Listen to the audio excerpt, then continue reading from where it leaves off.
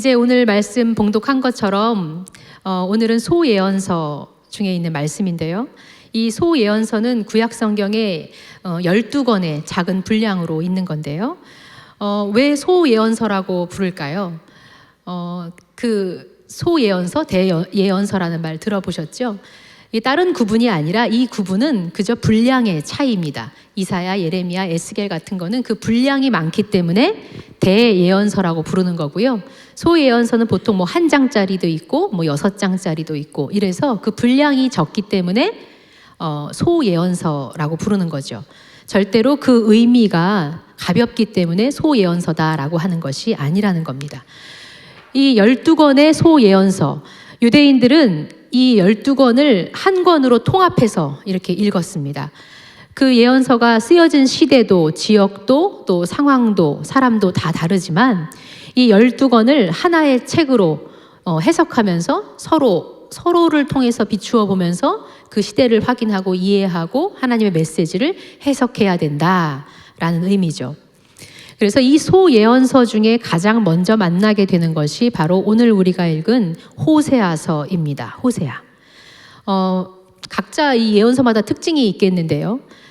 유대 신학자 중에서 아주 유명한 신학자 에이브라함 헤셀이라는 사람이 그의 책 예언자들에서 이 아모스, 소예언서 중에 아모스는 하나님이 행하신 것들, 하나님이 어떻게 행하셨는지에 대한 이 행하신 것들을 강조하고 있다면 이 호세아서는 어떤 것에 중점을 두냐면 하나님, 이스라엘에 대하여 하나님께서 느끼신 그 마음, 그 느낌에 대해서 좀 더 집중했다라고 그 학자는 이야기를 했지요. 호세아는 그래서 이 말씀을 읽는 사람들이 하나님의 마음을 조금 더 실제적으로 느낄 수 있도록 공감하게 하고 싶었던 것 같습니다.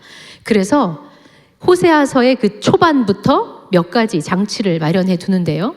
그것의 하나로 바로 결혼이에요. 결혼. 호세아서는 이 시작부터 일반적인 상식을 가진 사람으로서는 도저히 사실은 받아들이기 어려운 힘든 조건의 결혼을 말하면서 시작하고 있거든요. 아마 그 이유는 이 결혼이 담는 의미가 서약, 약속에 관한 것이기 때문이 그렇습니다. 하나님께서요, 이 호세아서에 보면 음란한 여인이라고 표현 보통을 하는데 이 음란한 여인 고멜이라는 여자가 있는데 그 고멜과 결혼을 하라고 호세아에게 말씀하십니다. 이제 이 호세아서를 앞뒤 맥락을 그래서 쭉 살펴보면 이 고멜이라는 여인은 어떤 여인이었냐면 당시에 성전 창기, 그러니까 공창으로 추론해 볼 수 있는데요. 그러한 여자를 돈을 주고 사서 그곳에서 이제 빼내어서 이 호세아 보고 결혼하라고 하는 거죠. 그리고 그 여자를 온갖 좋은 것들을 마련해주고 또 사랑해주고 치장해주고 하면서 깨끗한 보금자리도 마련해주고 하면서 그 여자랑 결혼을 합니다. 그리고 결혼을 한 다음에 새 아이까지 낳게 되죠. 그런데 시간이 지나서 이 고멜이라는 여자가 또 다시 자신의 쾌락을 쫓아서 다른 남자에게 떠났다라고 하는 이야기가 나오거든요. 이런 상황 속에서 호세아는 얼마나 배신감이 들고 또 화가 났을까요?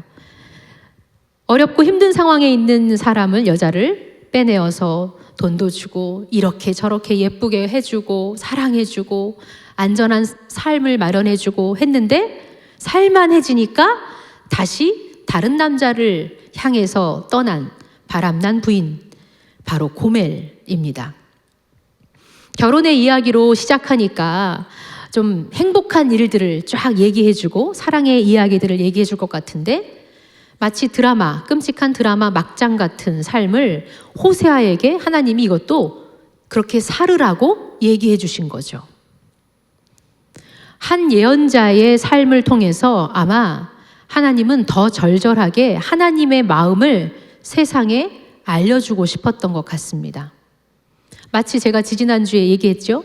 눈물 많은 예언자 예레미야는 그 눈물 많은 그 성품을 통해서 하나님의 이 세상을 향한 울음, 그 마음을 전해주고 싶었던 것 같다라고 얘기한 것처럼 말이죠.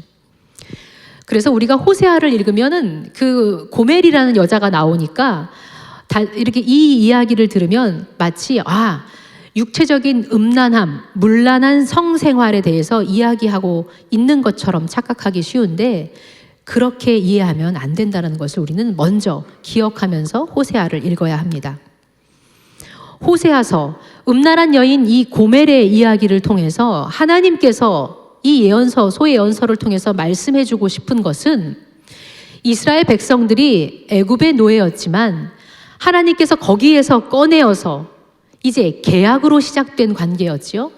내가 너의 아버지가 되고 너희가 내 자녀가 되겠다, 내 백성이 되겠다는 계약으로 이 시작된 관계인 이 이스라엘 백성들이 어느새 자신의 부요함에 이제 부요함이 시작되니까 이 부요함이 바알에게서 온 것이다 라고 생각하면서 때마다 자꾸 바알을 따르고 있는 그 모습, 그리고 때로는 더 큰 힘을 줄 거라고 믿는 큰 나라에게 가서 복종하고 그렇게 따르는 모습을 비유로 들어주신 거죠.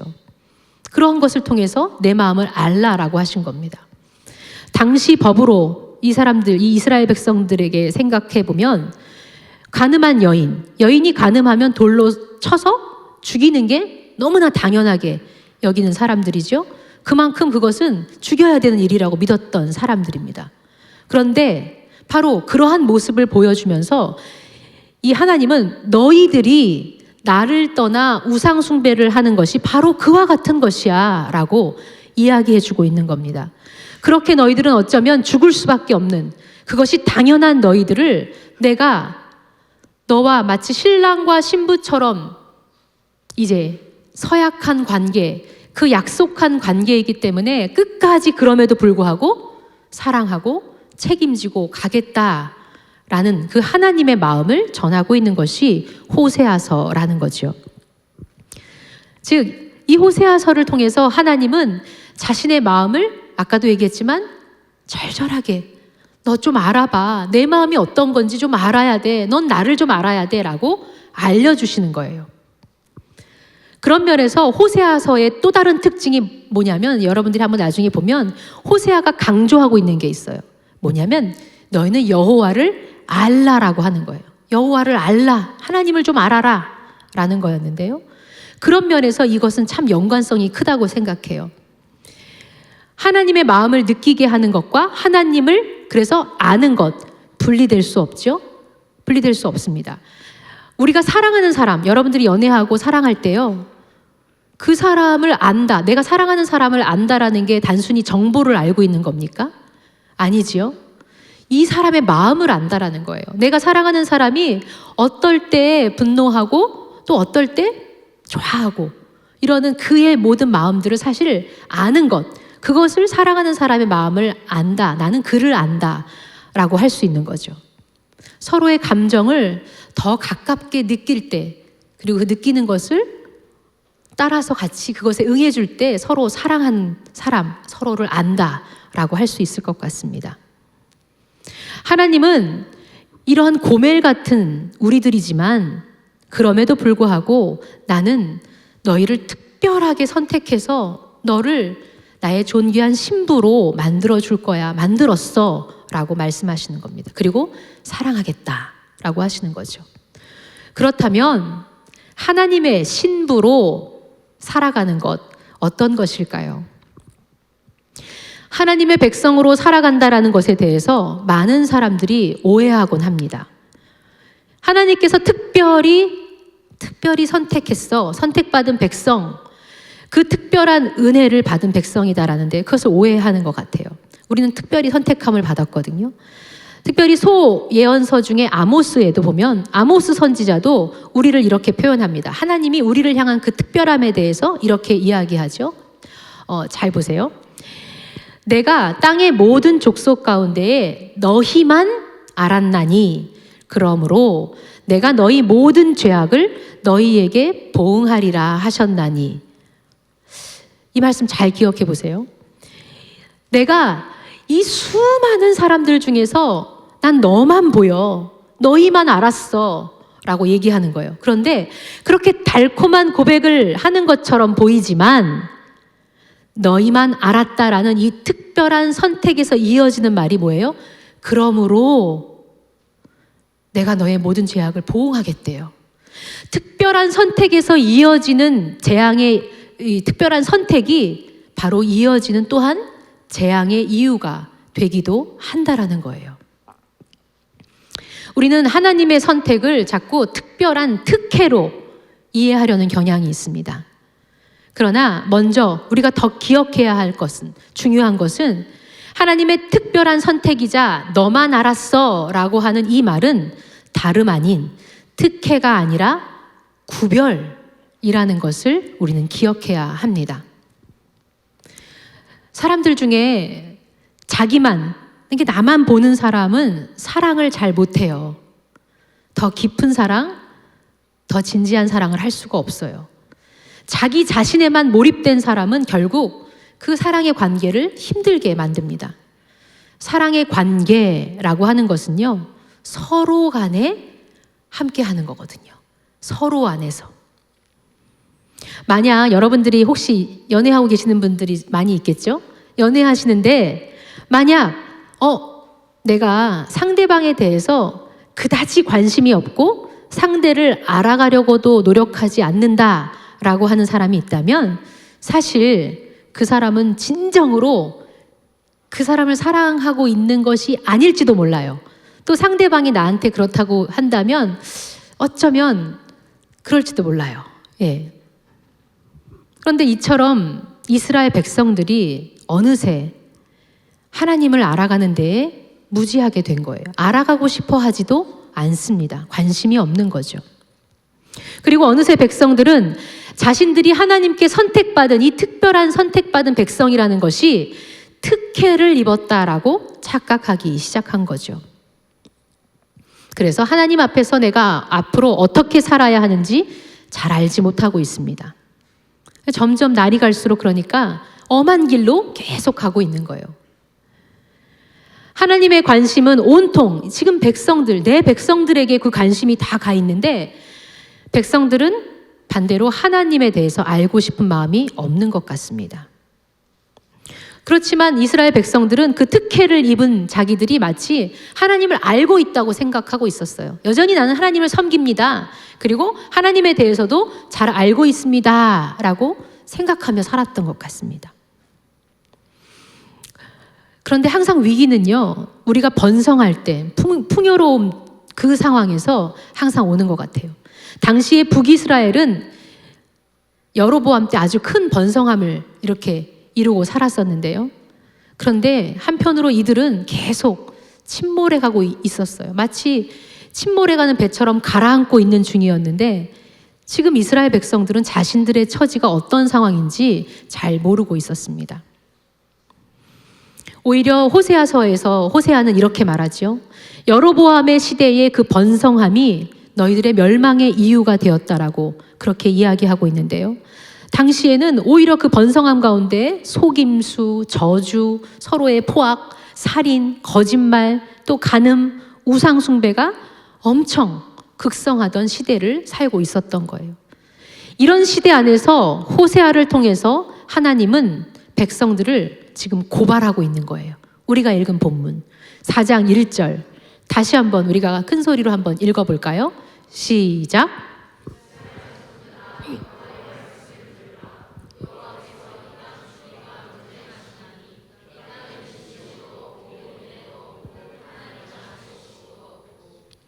지금 우리가 읽은 이 본문에 논쟁하시나니라는 말이 있죠.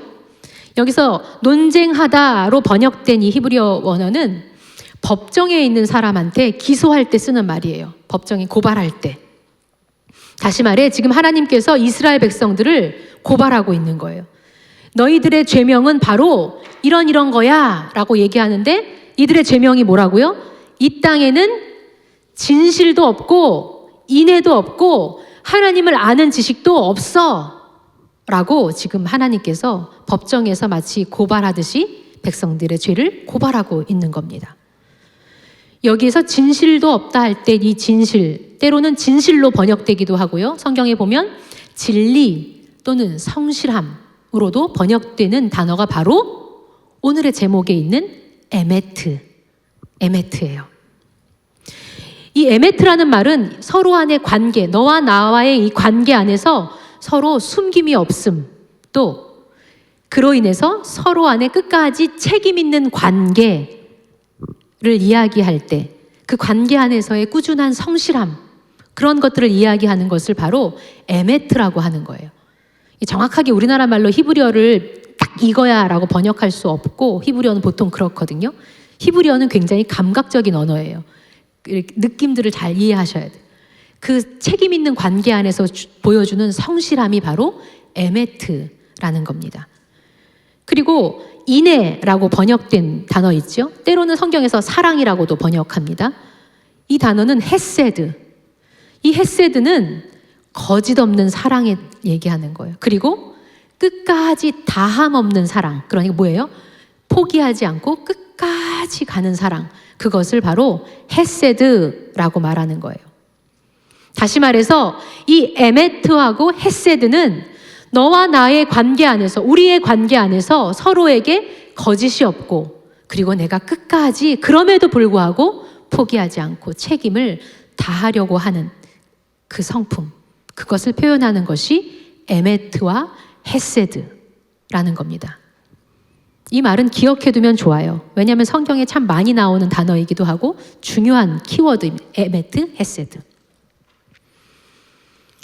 그런데 지금 하나님의 신부로 살아가는 이 백성들에게 있어서는 그 하나님과의 관계를 위해서 끝까지 책임지는 그 사랑이 지금 너희들 안에 없어. 그 성실한 관계 안에 보여지는 책임감과 그 포기하지 않는 사랑이 너희들 안에 없어라고 얘기하는 거예요. 왜요? 하나님을 모르니까. 눈에 보이는 대로 그들의 마음이 그저 마음이 움직이는 대로 좋은 것, 풍요로운 것, 더 이익이 될 거라고 믿는 것을 따라서 그때그때마다 자기들의 주인을 바꾸면서 계속 살아왔다라는 겁니다. 하나님과 약속했던 그 서약, 그 약속을 너무 가볍게 여기는 사람들의 모습, 어느 때라도 슉 버릴 수 있다고 생각하는 그 얄팍한 사랑의 모습으로 너희들이 살아가고 있어 라고 이야기하는 거예요. 이 말이 조금 무겁고 어려울까 봐 라이트하게 한번 제가 바꿔보기 위해서 요즘 말로 한번 비유해 볼게요.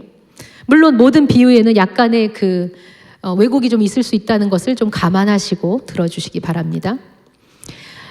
요즘 우리가 이렇게 살아가다 보면, 특히 요즘 더한 것 같은데, 시대를 살아가다 보면 신조어들이 계속 재생산되죠. 만들어집니다, 신조어들이.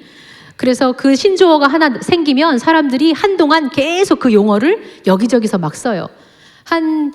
몇 년 전 썼던 말 중에 가장 인기 있는 말이 아마 썸이라는 말이 아니었을까 싶은데, 그 말이 만들어지니까 여기저기서 막 썼었죠. 그리고 노래까지 나왔죠. 요즘 따라 내 거인 듯 내 거 아닌 내 거 같은 너라는 노래까지 그렇게 나올 정도로 여기저기서 막 씁니다. 썸. 근데 그거 아세요? 요즘 아이들이 이제 썸이라는 단어 대신 다른 단어 쓰고 있는데, 청년들은 약간 나이가 조금 올드해서 모를 수도 있어요. 썸이라는 단어 대신에 요즘 삼귀다. 알아요? 네, 삼귀다라는 말을 쓴대요. 이게 무슨 말이냐면 본격적으로 사귀기 전의 단계를 이뤄서 삼귀다라고 한대요. 그래서 야, 니네 무슨 관계야? 그러면 저희 삼귀는 관계예요. 이렇게 얘기한다고 하더라고요. 뭔가 이제 말들이 계속 만들어지는 거예요. 요즘에 이런 신조어가 많이 만들어지는 가운데 또 다른 신조어가 있어요. 이런 사랑이나 뭐 이런 것에 대해서 어찌 보면 좀 가볍게 계속 여겨지는 풍조를 이야기하고 있는 것 같은데, 환승이별 들어봤나요? 끄덕이는 분들 많네요. 요즘 친구들이 쓰는 말이래요. 환승이별. 마치 헤어지기를 기다렸다는 듯이 갈아타는 거. 네, 다른 사람으로 갈아타는 것을 환승이별이다라고 한다라고 하더군요. 물론 연애하고 결혼하기 전에 그럴 수 있어요. 충분히 그럴 수 있어요. 왜? 사람이라는 게, 또 이 감정이라는 게 막 뜨거워지면 갑자기 또 어떤 사람이 좋아지기도 하고 그럴 수 있지요. 네, 그게 심하게 끄덕이시네요. 저분. 네, 그럴 수 있습니다. 그러나 오늘 우리가 한번 다시 생각해 보자라는 거죠.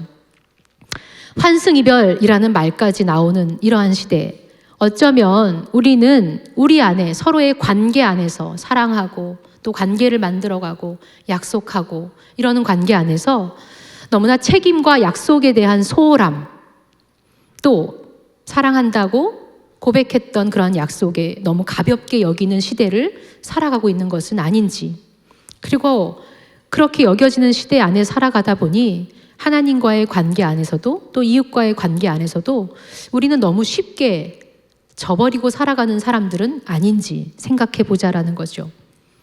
하나님의 사랑, 오늘 에메트와 헤세드는요, 이 사랑은 감정이기보다, 하나님의 사랑을 이야기할 때는 솔직히 말하면 감정에 가깝기보다는 약속이고 책임에 더 가까운 단어예요. 하나님의 사랑을 표현할 때는.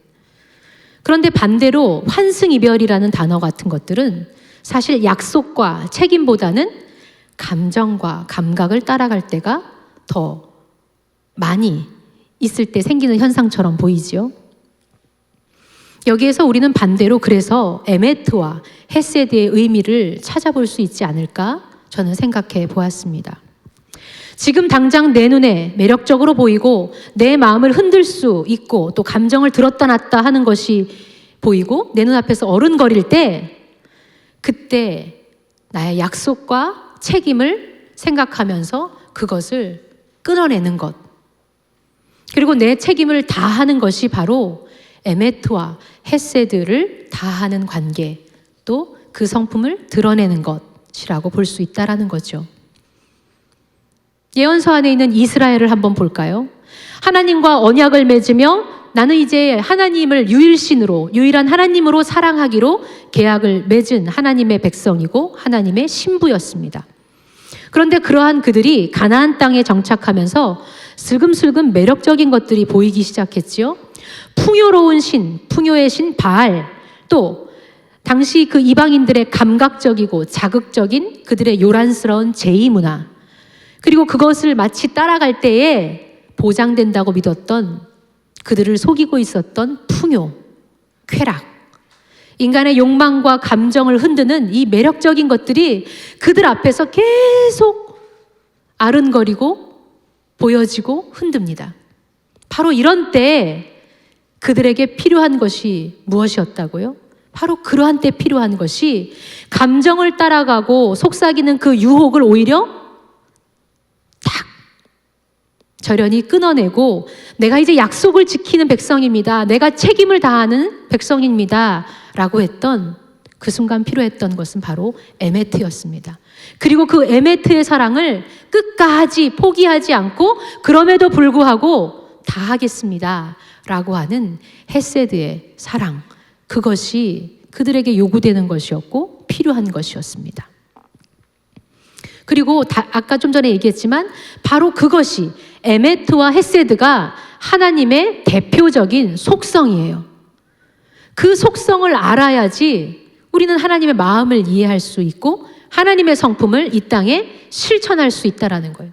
우리 안에 근본적으로 가져야 될 것이 바로 이 에메트와 헤세드의 속성이라는 것을 기억하면 좋겠습니다. 끝없이 그렇게 바알에게 할 수만 있다면 달려가고 싶은 고멜과 같은 이스라엘을 하나님은 포기하시는 것이 아니라 책임을 다하시기 위해서 다시 그들을 받아주고 사랑을 포기하지 않으시겠다라고 호세아서를 통해서 말씀해 주시는 거예요.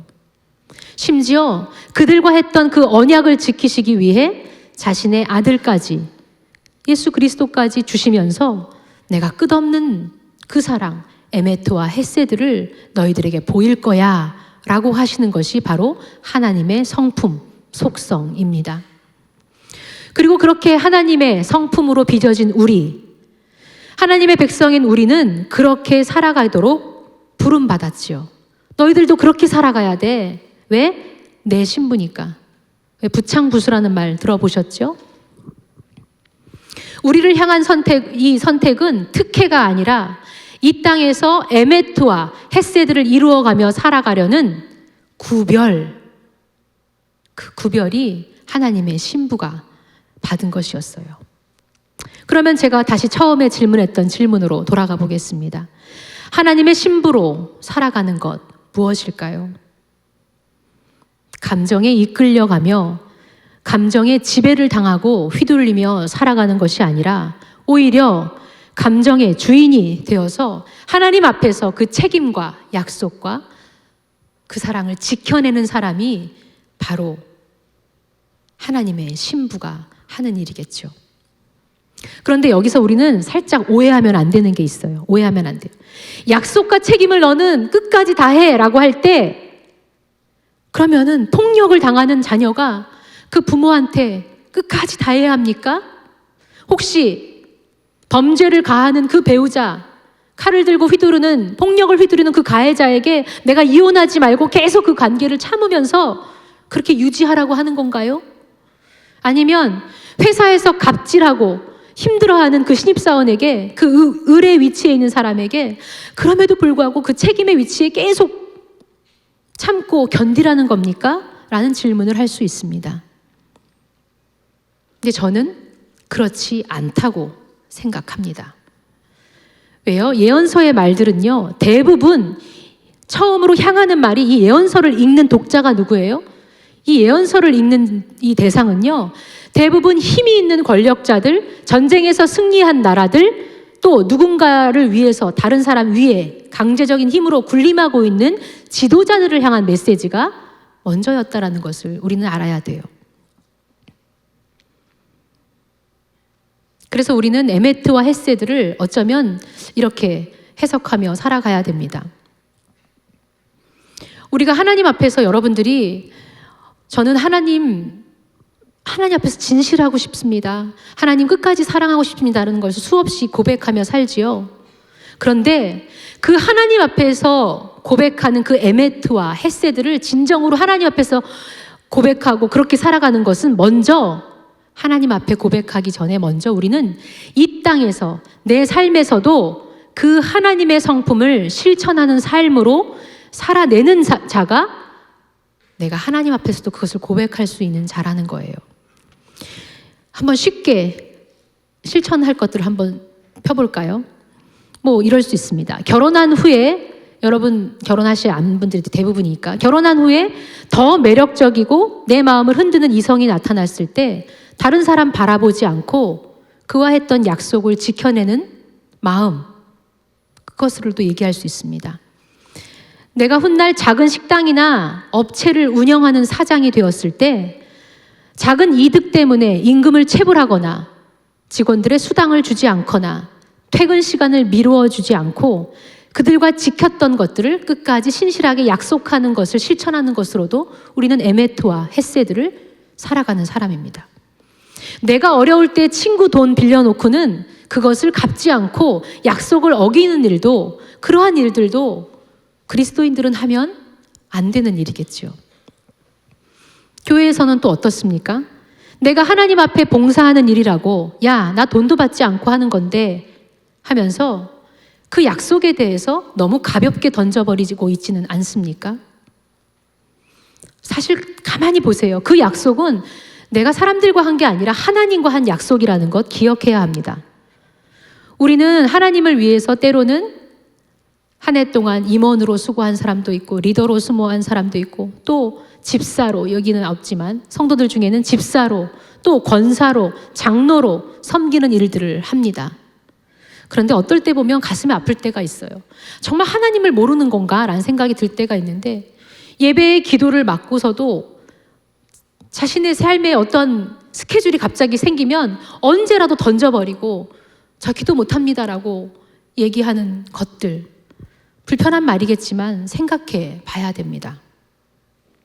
우리의 감정, 우리의 감각, 우리의 그런 감정의 움직임 때문에 때로는 이 약속은 언제라도 그냥 던져버려도 돼. 더 중요한 것, 내가 더 소중하다고 생각하는 것, 그쪽을 선택하는 것, 우리 한번 생각해 보면 좋겠습니다. 작게는 지금 제가 말한 이런 것부터겠지만 사회 안에서 우리가 얼마나 많은 약속들을 던져버리고 실천하지 않음으로 인해서 사회가 강팍해지고 포악해지고 얼마나 어둡게 변해가던가요. 관계 안에서 책임지고 그 안에서 충실하게 노력하려는 것, 그리고 그 책임들을 끝까지 포기하지 않고 사랑하는 것이야말로 하나님을 아는 사람들의 삶일 것입니다. 물론 우리는 하나님처럼 완전한 에메트와 헤세드를 분명히 이 땅에서 실천할 수 없어요. 그렇지만 하나님이 그것을 완전하게 하라고 하시는 게 아니라 그렇게 에메트와 헤세드를 위해서 그래도 끊임없이 분투하고 선택의 상황과 갈등의 상황이 있을 때 그쪽을 택하고 사랑하는 자에게 하나님의 영광 약속을 보여주시겠다라고 말씀하시는 것 기억하면 좋겠습니다. 그리고 그러한 진실과 인애가 이 땅에 흘러넘치게 하는 것, 그것이 바로 하나님을 믿는 백성들, 하나님의 신부로 살아가는 사람들이 행해야 하는 삶입니다. 호세아서에 보면 백성들이 회개를 하지 않았던 게 아니에요. 분명히 회개를 했어요. 여러분들이 잘 알고 있는 유명한 구절이 있습니다. 호세아 6장 1절을 보면요, 이런 찬양도 있잖아요. 오라, 우리가 여호와께로 돌아가자. 여호와께서 우리를 찢으셨으나 도로 낫게 하실 것이요, 우리를 치셨으나 싸매어 주실 것이다. 이스라엘 백성들이요, 그 와중에 야, 우리가 여호와께로 돌아가자라고 했어요.